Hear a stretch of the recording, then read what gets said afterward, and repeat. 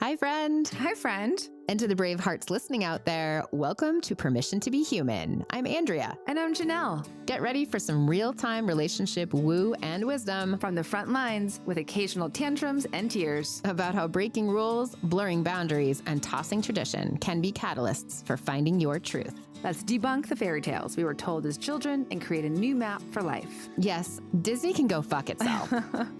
If you're seeking permission to choose your own path, Freedom is the new F word, people. and want to feel less alone along the way, We got you.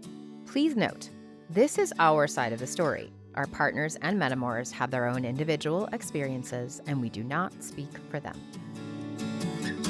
Hello, my friend. Hey, Andrea. What a big day this is.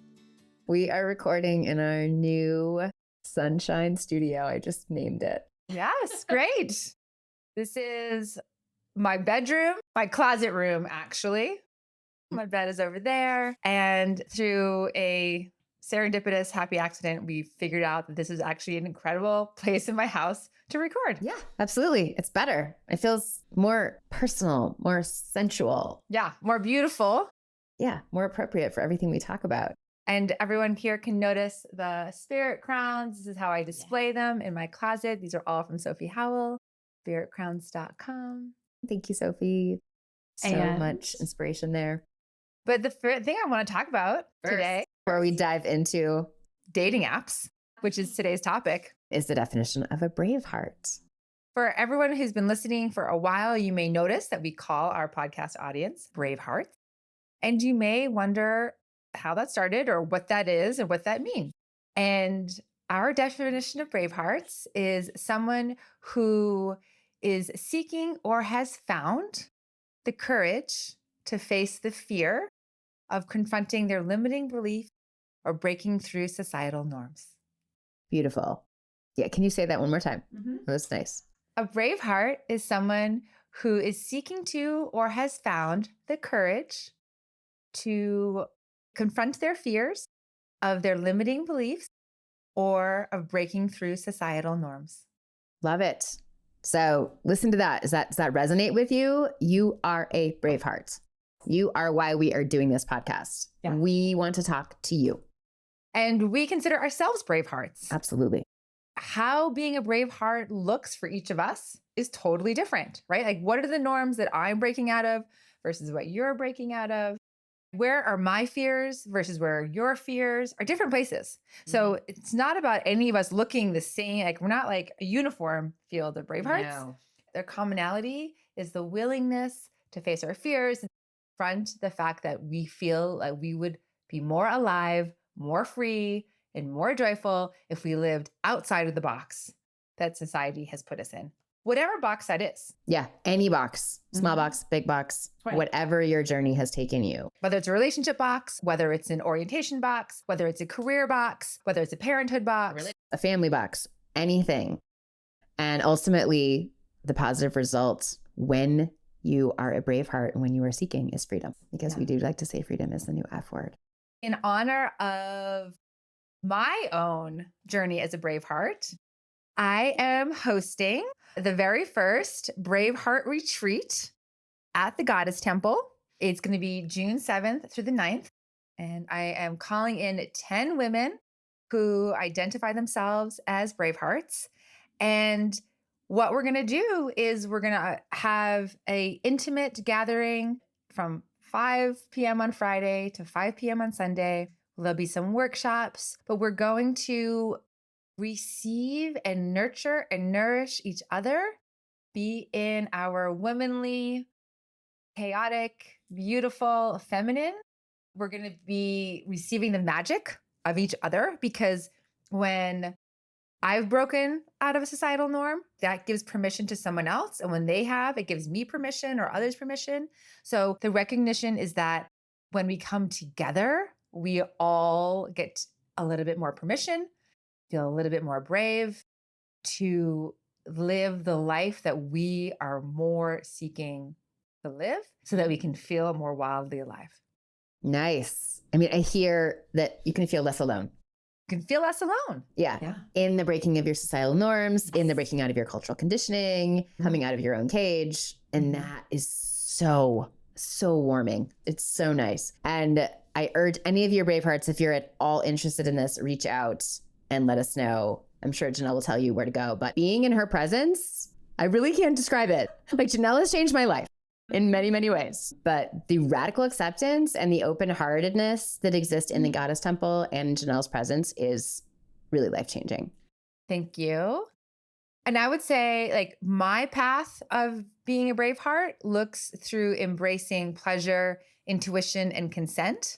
So those are the 3 themes of the weekend and the workshops. And yeah, for me, owning my pleasure, releasing shame around pleasure, and pleasure shows up in all sorts of different ways in life.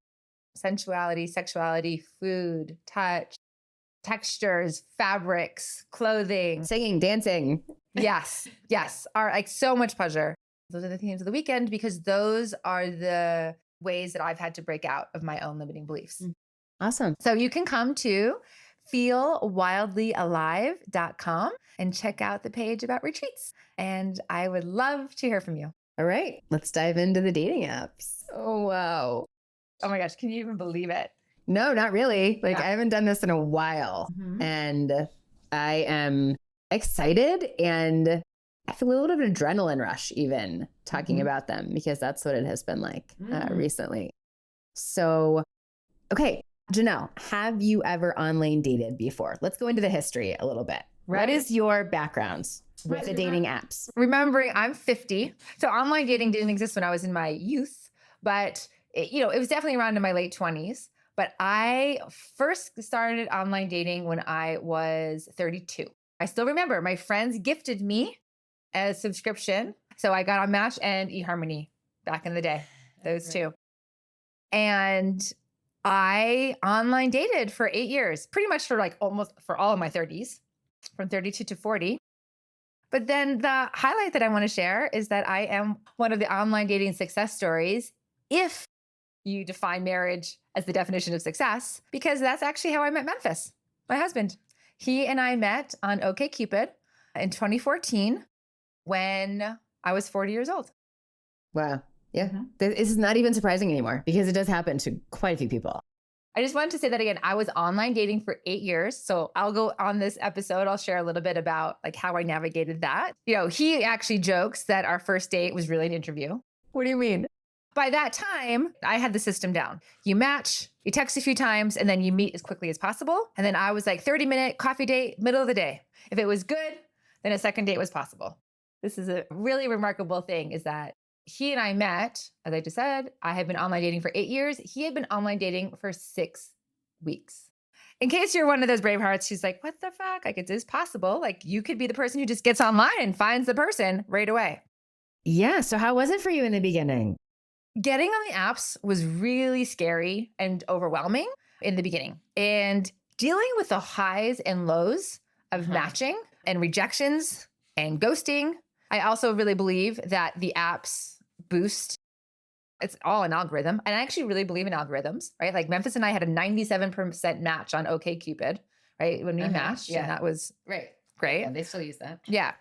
But I do believe that like when you get on, suddenly it's like a feeding frenzy. You're like the chum that's been like thrown into the ocean. And now the fish are like, but then after like a couple of months, then it like dies down. And then there's like crickets again, or you're just getting the same people again and again. So I would, if I was dating someone or I was just tired of dating, then I would get off the apps every 6 months or so and then get back on when I was ready. And that would like lift me up again. Like in the beginning, it was like how to navigate the time management and the energetic of like, does someone like me? Do I like them? Did they respond? Took time for me to navigate. It really was a record of a way for me to track who I had become. Because every time I dated someone, even if it was for a few months, which I would say is a success by some metrics, that I would discover new things about myself. And so then after every time I was dating someone and I went back online, then I would not redo my whole profile, but I would make tweaks to it. I remember when I first got online, I was like into mountain biking, into traveling, into salsa dancing, and boom, first guy I dated was all of those things. Hi, Eric. But he was also a vegan who didn't eat gluten and didn't drink. And after a month, I realized, oh, while I might bike or dance 3 times a week, I eat 3 times a day, and food was something that I loved. And our food differences felt actually pretty incompatible. So I realized that I was open for a wider variety of interests, but that I put food down as an interest, right? Like hadn't recognized that I was a gourmand or a lover of food or a foodie until I met him. And suddenly I was like, oh, no, that's actually an interest of mine. And I think this brings up the question of like, what are the most important points to connect on, right? Yeah. Because sometimes I think I overrate some things and I underrate others. And I think that that's a learning, because of course, like we're still basing all of it on the aesthetic of like, what do they look like to begin with? Yeah. And sometimes you can miss some more obvious connection points. Now, the metric of at least once the match happens is like, how do I feel in their presence? You have a maze to navigate. Like, oh, when I'm attracted to someone, like, does it matter that we like the same movies? Does it matter that we live in the same area? Does it matter? Like, what is the most important metric? And in a sense, none of it matters that much except for the chemistry in person, which is why the dating apps, like they start the thing. But I feel like when you get in person, that's when I'm like, oh. Yes and no. You actually had a situation recently where there was chemistry, but then like their situation, like where they lived, was actually challenging. So it was like, oh, like the chemistry didn't take away the fact that the logistics and their interests didn't align enough to compensate. So I think 100% agree that chemistry is important, but I do think finding the elements of what we want to really enhance our life is an important part, which we'll go into what we're doing. It's because I think it's what we're doing now. Yeah, exactly. Okay. Interesting.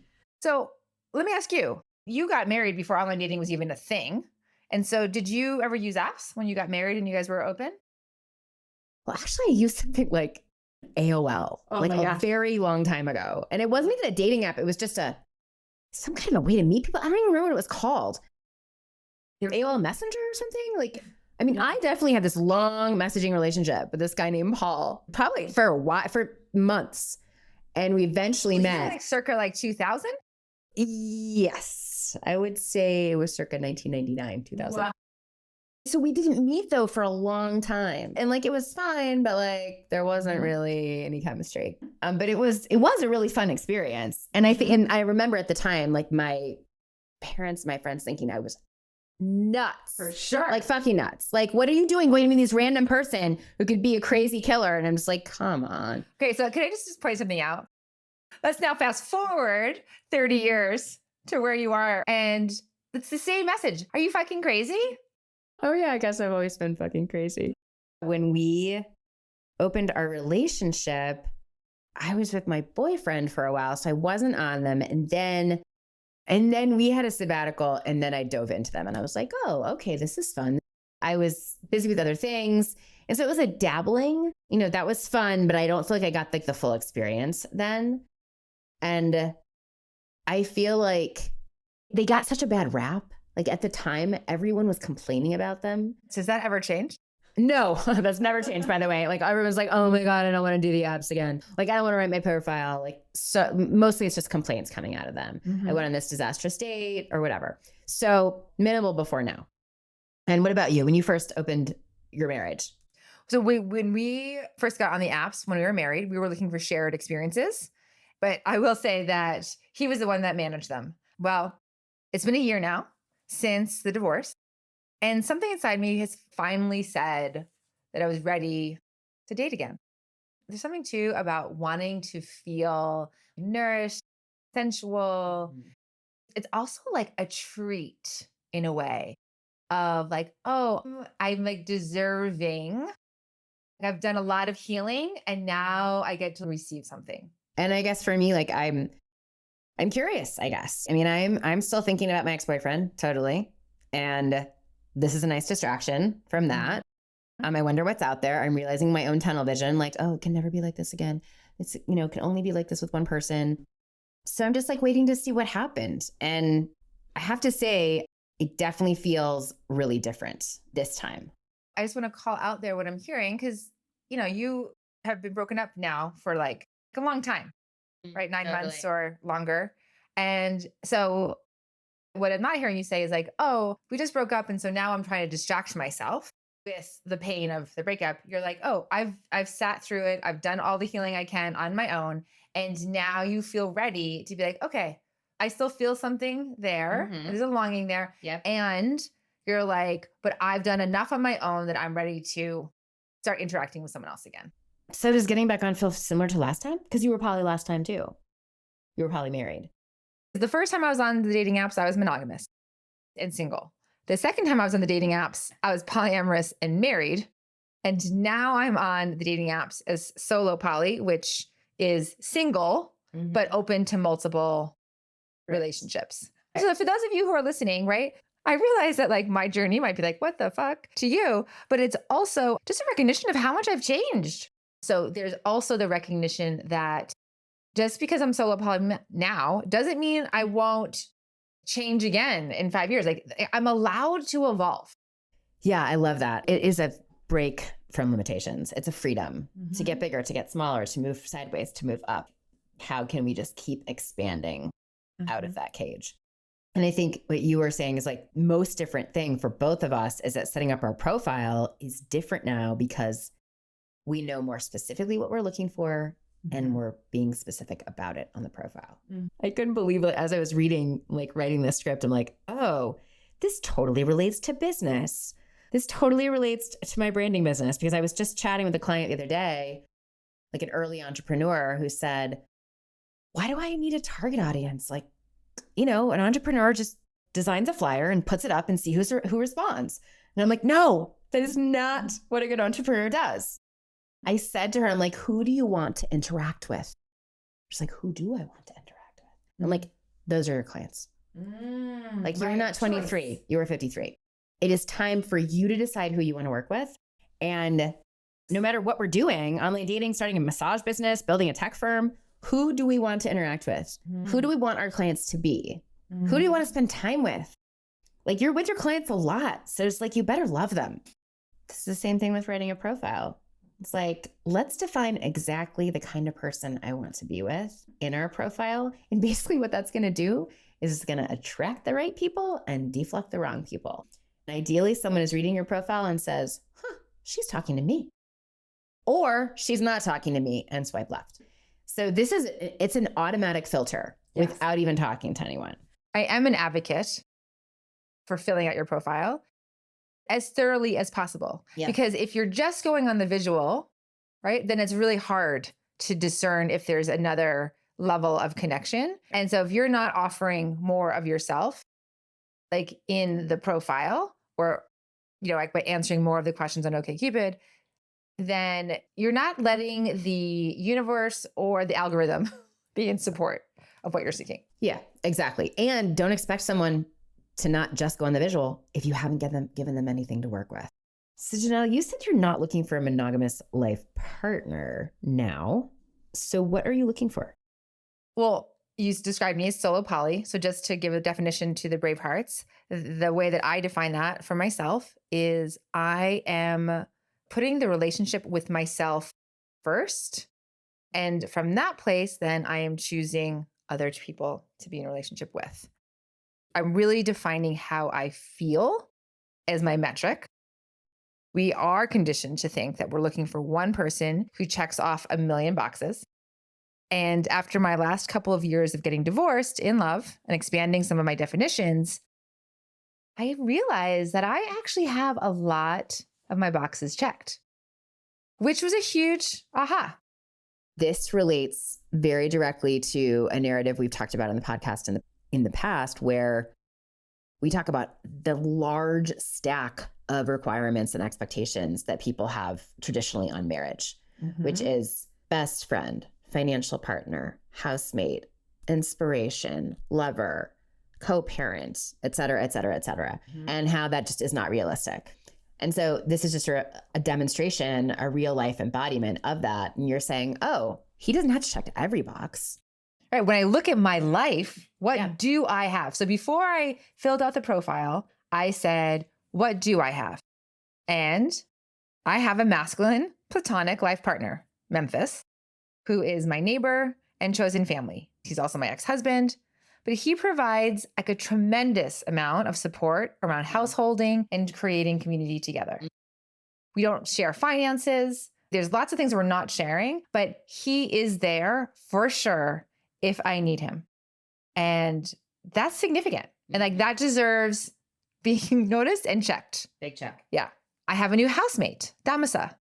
It feels like she and I are deeply connected on this cosmic level. And she and I are not lovers, but we're going to be very connected in partnership and in living together. Okay. Another box checked. Another box checked. So I'm not looking for someone else to move in at the moment. That's a whole thing. I'm in partnership with you. We are in a committed long-term relationship where we are in business together, where we process life and relationships, and where we create this podcast together, which is the creative outlet I am most committed to. And you hold me accountable to that. And you are my emergency contact.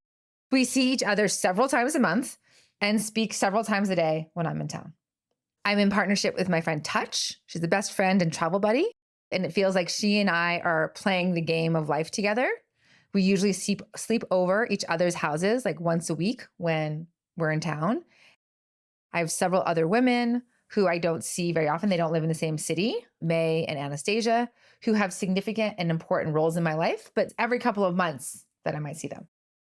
So when I look around, I feel very loved and very fulfilled. And I want to share that because allowing myself to feel fulfilled meant letting go of the form of what I thought fulfillment should look like. Mic drop.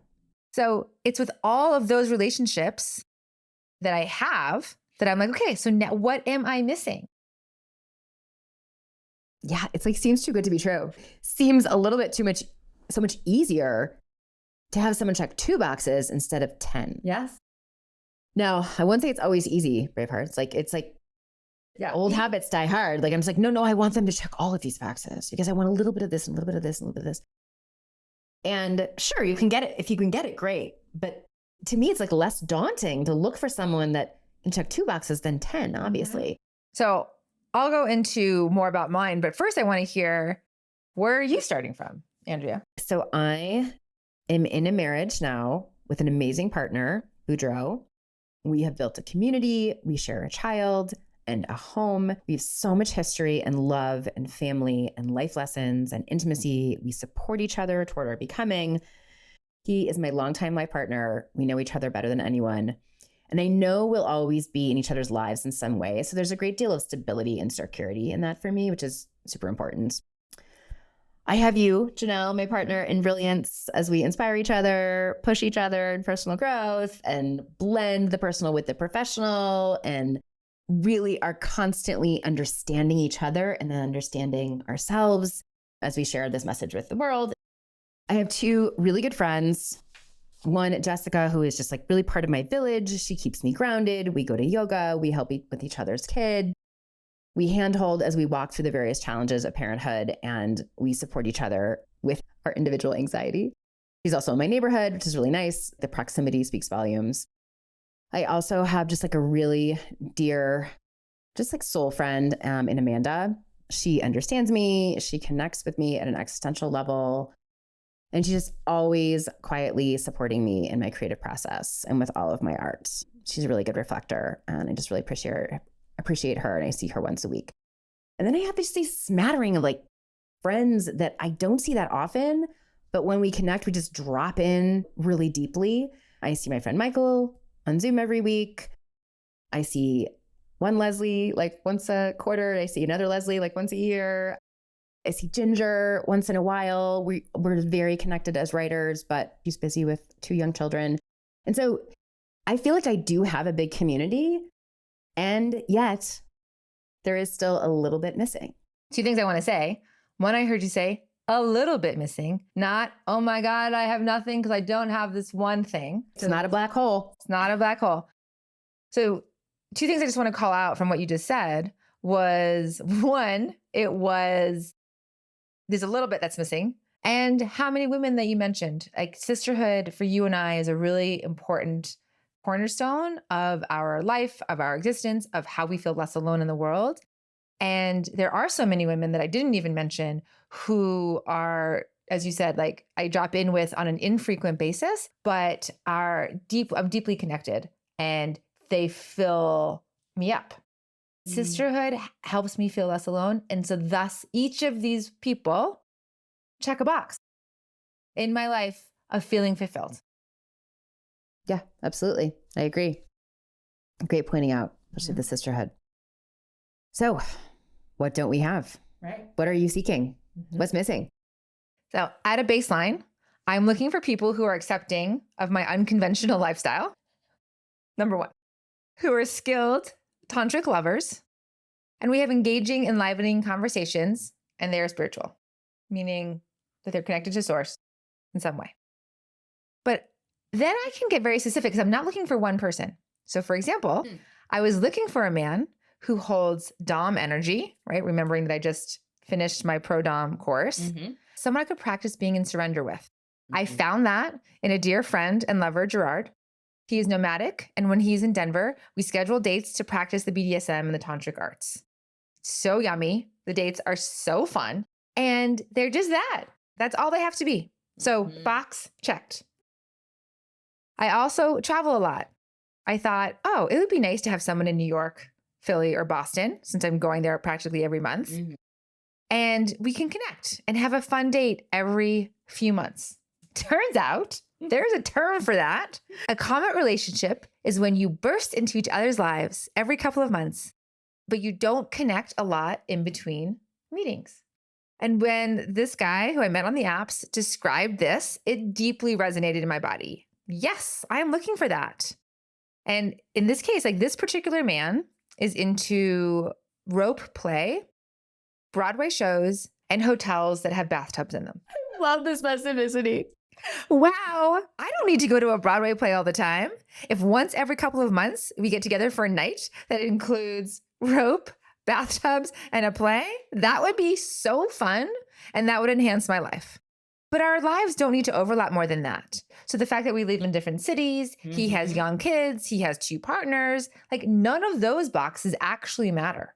What only matters is the couple of boxes that overlap. Wow. Just keep blowing my mind. I love the Comet relationship, by the way. Like that sounds awesome. So what I'm wondering is, you didn't say anything about the state of these people. Are they partnered? Are they single? Do they have lots of partners? Or does that not matter at all? It doesn't matter as long as they are open. If they're partnered, so they're conscious and they're ethically non-monogamous, great. Chances are someone who's monogamous is not going to match with me. But if they're single or partnered, it doesn't matter because if I'm looking for a weekend every 3 months, I don't care how many other partners they have. The spectrum of poly is so interesting to me. Right. I would say that the main thing is, right, that everyone's in their integrity and in their communication and their transparency. That's baseline. Yeah, absolutely. Okay. Awesome. Okay, so what am I seeking? I'm seeking someone who is skilled in poly because I know what it's like in the beginning of poly and how hard it is and how much jealousy there is and how much there could be a lot of drama, a lot of just human emotions, right? No blame on anyone. I mean, I went through it. I'd say one thing and then I'd be like, no, I changed my mind. And it was hard. So I need someone who's skilled in poly, who knows who he is very clear about that. That's something I noticed right away. I'm just like, does he know who he is? How do you define that? There is a settledness, a confidence. A settledness? Yeah. It's like an embodiment or it's a presence that I have felt a couple times. There's just like a not trying too hard to it. And like nervousness, of course, is okay. Although I have noticed that I'm not really nervous on these dates. I think partly because I know who I am. And I would also imagine probably partly because you're not that invested. It's true. If they're not a fit, it's not a fit. Like you're not taking it personally for rejection. And maybe it's disappointing, but I'm just like, oh, well, if it's not a fit on both sides, like, why am I sad? Mic drop. Someone who understands my devotion to my child and my husband, that's critical, has time for an outside relationship and is being honest with himself about that time, who's done work on himself in some fashion, whether that's therapy or retreats or meditation or whatever, but like knows he has work to do, as we all do, and is interested in working on it, will let me relax into my feminine, So I almost may offer a reflection.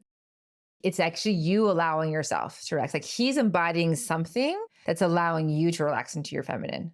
He could say, I want you to do that. And if you don't feel it, if you don't feel like you can, For sure. then yeah, it's really you finding the masculine that's holding you strongly enough, both energetically and physically, to relax. Yeah. And also that I won't abandon my masculine. I only need to see this person like, I'd say 4 times a month minimum, maybe, but like maybe more, but that would be enough. I'd love to connect on music and intellect and have long discussions and medicinal infused journeys and beautiful conscious sex. I am open to single and partnered, but I would prefer partnered. And I would ideally prefer that this person has one other partner and that's it, and not dividing his time and attention between multiple people. So you're happy with being one of two, but you're not calling in one of many. Yeah, ideally. I'm flexible, but I think it just depends on case by case. But that is what poly looks like to me. And I think it's just a nice contrast. Yeah. And I guess I would say that ultimately mine might be more infrequent or whatever, but that it is an ongoing relationship. I am looking forward to that with, again, multiple people. Yeah, it's very specific. At this moment, right? This a recognition of like, this could evolve. I could meet someone and suddenly be like, oh, they fit, like, oh, I want to only be seeing them. So which apps are we using? So I'm using OkCupid, Feeld, and Seeking. And all of these allow for non-traditional relationship types. I did try applying to one called Talkify, which is a matchmaking service. I was just kind of curious, but it's like a very high-end, high touch. And when I described myself, the guy was like, we are really helping people who are monogamous looking for a long-term partnership. And I was like, oh, okay, great. Good to know. And I'm not going to invest the thousands of dollars that it turns out that they are asking for this matchmaking service. But that's also out there for people. Matchmaking seems to be on trend right now. Interesting. Very traditional flavor as well. And what apps are you on? I'm an OkCupid and Feeld. That's it. Yeah. I kind of like OkCupid better. For some reason, more of the profiles tends to be filled out on OkCupid because they ask you all those questions and at least you like give a shot at a few of them. I don't like it when there's so little of a profile there. They're both fine. Like they're just a little bit different. I would say I've had more luck on OkCupid though. Just like more matches, more messaging. Do you want to talk about the quality of the people that you're matching with? By quality, I mean like in reading articles that you're like, or everyone's like, oh my God, like it's such a hard, like dearth of quality people on there. I've been on a bunch of dates and there hasn't been any disasters. Like everyone's like who they say they are. They're decent people. There's good conversation. They're prompt. They're polite. There's been no issues. I feel like the quality has been very high. Maybe that has to do with filtering. I typically, though, when I get on, like I message once and then I'm like, no, we get off the app and do what I call a chemistry check. And that's it. Yeah. Oh my gosh, amazing. What I think we should do for our next episode, we'll do a part 2, Bravehearts, on online dating, is we'll talk about our logistics. Now that we're on the apps, what we're doing. So why do the apps feel different now? So the apps feel different because I feel so different. I am so clear about what I'm looking for that it makes it much easier to filter through the riffraff. I also have a totally different attitude. Dating feels like an experiment.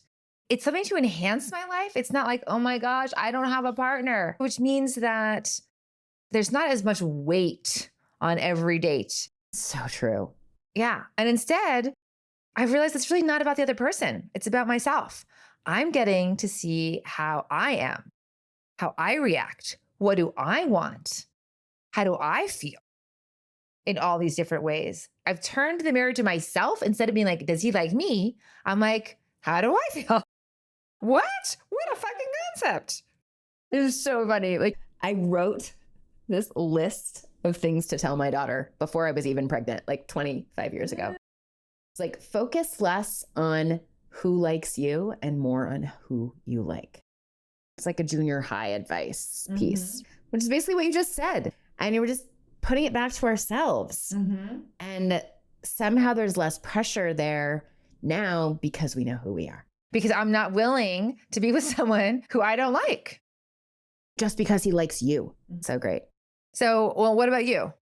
How do the apps feel different now? I mean, I find them invigorating.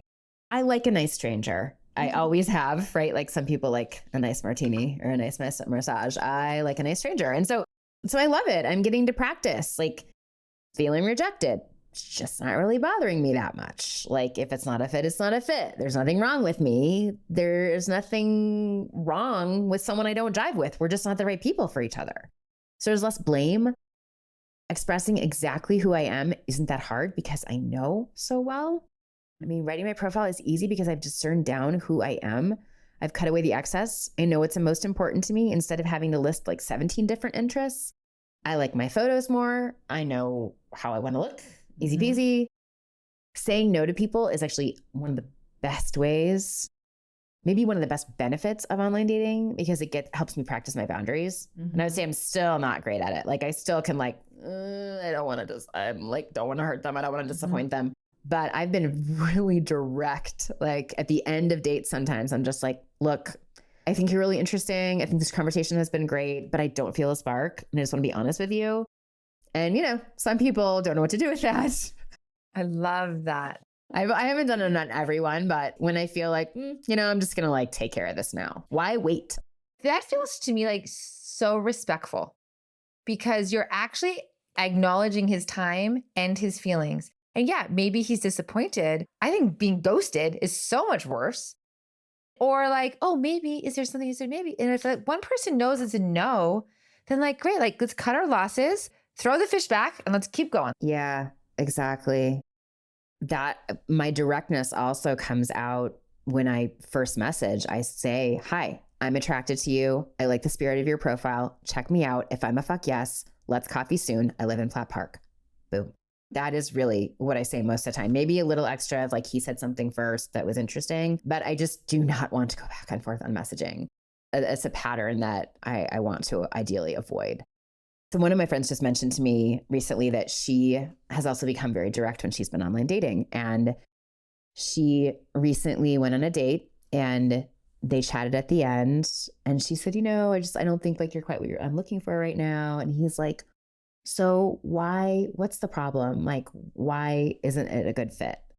And she was honest with him. She said, look, you're kind of overweight and I'm really into being fit. That's a really big priority for me. And so it just doesn't seem like a match.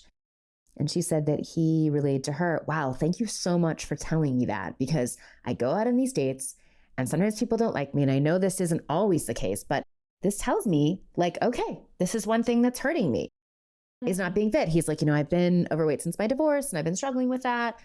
But he's like, when you don't know. And I thought, oh, that's just like, what a beautiful exchange of him appreciating the honesty and receiving it with grace. He could have been a gamer who's quite happy sitting on his couch. If you like to hike and I like to game. But instead he's like, oh, actually, there's a version of him that likes to be fit. And it was, but he's been really sad or whatever is what I'm hearing. Exactly. Yeah. So I thought that was really just a testament to being direct. Yeah, I tap into my intuition more. And I'm starting now to attune to the contrast. Like you have to go on 5 or 10 dates before you're like.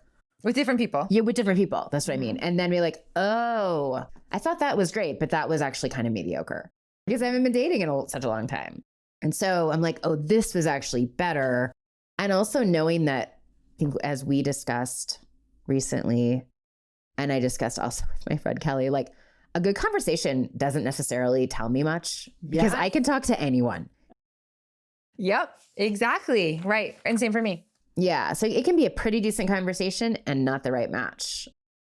Having a good conversation is actually the baseline, but it's not actually a pass through the door. Exactly. I also feel less alone in the poly world. I'm like, oh, there are other people out there who have kids, who are professionally successful, who are leading a regular life and they're poly. And I just don't know that many people like that. I love hearing what you're getting out of it. For me, going on dates is showing me who I have become. They are giving me the opportunity to practice everything I have learned in the past 3 years about relationships, which is a shit ton. I'm getting to feel what it's like to ask for what I want. I mean, because I know that that's like the source of my freedom, but yet it can still be edgy and vulnerable to do that. I actually also having a safer sex conversation, which we've covered in our RBDSM podcast on the second date, deepens intimacy to the degree that even if we actually don't become physical, it's such a nourishing conversation. I still remember the first guy I dated last year, Chris, who I had already known. He's like, I just feel like we just went on 30 dates. And so it's like, oh, right. Like we're getting so much quality intimacy, even if it's not physical in those conversations. So I love those. And I'm listening to my body instead of my mind and getting to notice how I feel in my body when I'm interacting with someone. And again, like this is all things I have learned in the past 3 years, but it's like I'm taking the training wheels off and I'm out there in the world doing all the things that I know are true and that I know are good for me, but I still get nervous, have some contraction, have a little bit of like, am I going to say this? Am I going to do this? It's all practice. Yeah, it's all practice. You said listening to your body. Can you speak a little bit into how you got to that place or how you do that in the moment when your head wants to take over? I'll say this. Recently, I was on a date and this is how it expressed itself, right? It's not that I'm like so embodied in real time, but I will say this. I do think I need to like go in. There was a person who we had the safer sex conversation. Then we were physically intimate. We started kissing and I was like, oh, body, how are you feeling?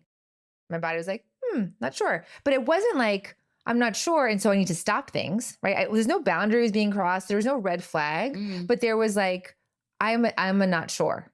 So then we went to the next level and same thing. Body was like, oh, how does this feel? Better? Mind? Okay.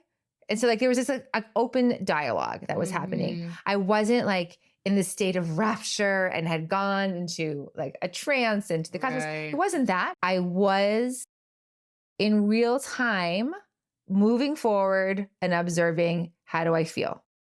Moving forward, observing, how do I feel? And at the end of our time together, I didn't cross any of my boundaries. And I was like, oh, I don't need to do that again. I got what I needed. And what I recognized was that wasn't as fulfilling as what I'm looking for.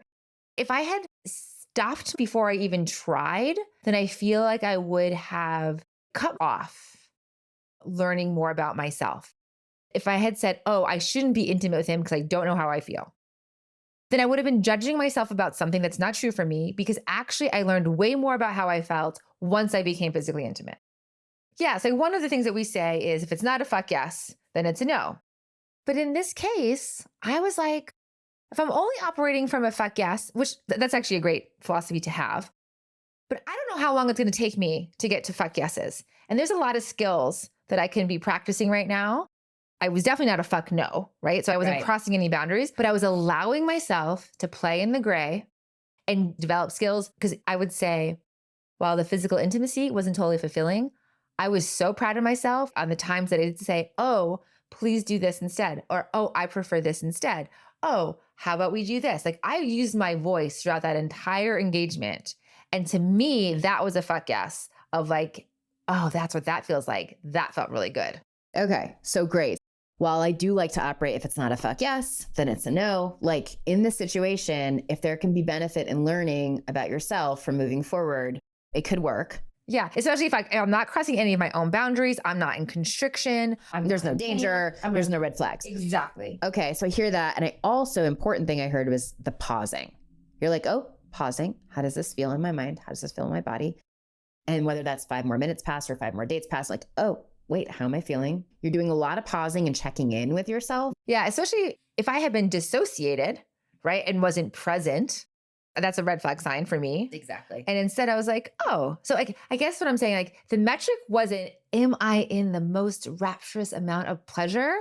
No, that actually wasn't the metric. The metric was, am I in real time able to notice how I'm feeling and then speak to it? Yeah, this is helping me decide whether I want to go on a second date right now. Because I've been like, waffling. Sometimes I think we need to take steps forward before we know more. And yet we can judge ourselves that, oh, we're supposed to know everything right now.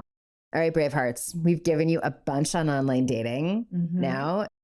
We're going to do a whole other episode with some more tactics, the logistics, profiles, things like that. If you have any questions, thoughts, conversations, or you want some dating or some coaching for online dating, we could probably help you with that. Are we available for dating? Maybe. Yeah, we are. That's true. Good point. Why not say that? All right. We love you. And thanks for tuning in. Do you need permission to be human? You got it. Listen, subscribe, and review on Apple, Spotify, or wherever you get your podcasts. Learn more about us at permissiontobehuman.live.